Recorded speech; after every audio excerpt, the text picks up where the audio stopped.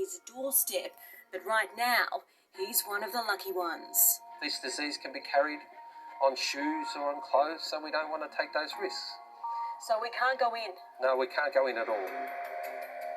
The family farm has produced free-range, barn-laid and caged eggs over the years, but now stick to caged only.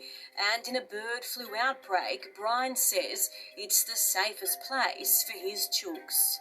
Because it's the only way we can control disease. When we take them off the ground and lock them up in the sheds, they don't mix with wild birds, they don't get to frolic in their feces and things like that.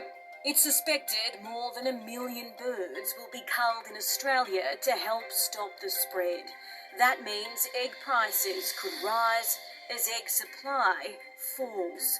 Coles has already introduced a 2-carton limit per customer.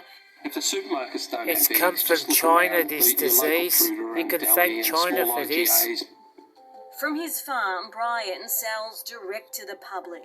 Since the outbreak, we've seen our egg sales skyrocket. I think we've dealt with this during COVID with all the shortages, so hopefully people are a little bit more relaxed. That's just another worry we've got. I don't think it'll stop anytime soon. So let's see if we can control What it. next? Are we going to cop? Consumers to know? We want to make sure that your eggs are produced here in Australia. That's why we want to keep a balance of cage, barn and free range. If we phase out or ban cages in Australia, we will end up with major disease outbreaks and we'll end up with no eggs, and then we will be importing our eggs from Asia. Right now, infected birds in Victoria have 2 different strains, but both are highly pathogenic, which means severe symptoms and sudden death in poultry, while an outbreak on a farm in WA last month carries a different strain, and it's low pathogenic, causing few or no symptoms in poultry.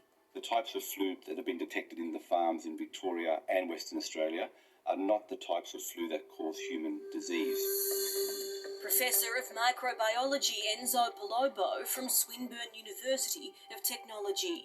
Eggs are safe to consume, as is poultry meat, as long as all normal precautions are taken in terms of food hygiene. Heat kills the virus, so Enzo recommends cooking both chicken and eggs well. There have been reports in the past that have shown that the virus can potentially get through the eggshell because the eggshell has small holes, we call them pores, and they are bigger than the size of the viruses. So potentially the virus can get inside the egg.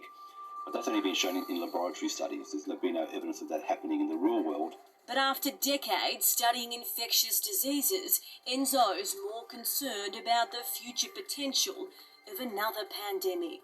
And it all depends on how much flu is in circulation. So one of my recommendations is always to update and have your annual flu vaccinations, because the less human flu that's in circulation, the less likely there'll be chances of things evolving to be a hybrid bird human flu. I've been farming for over 55 years and I think I've learned 1 or 2 little things about the egg industry.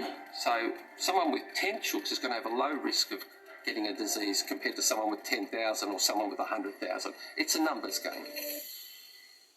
Let's hope they can get on top of it quickly.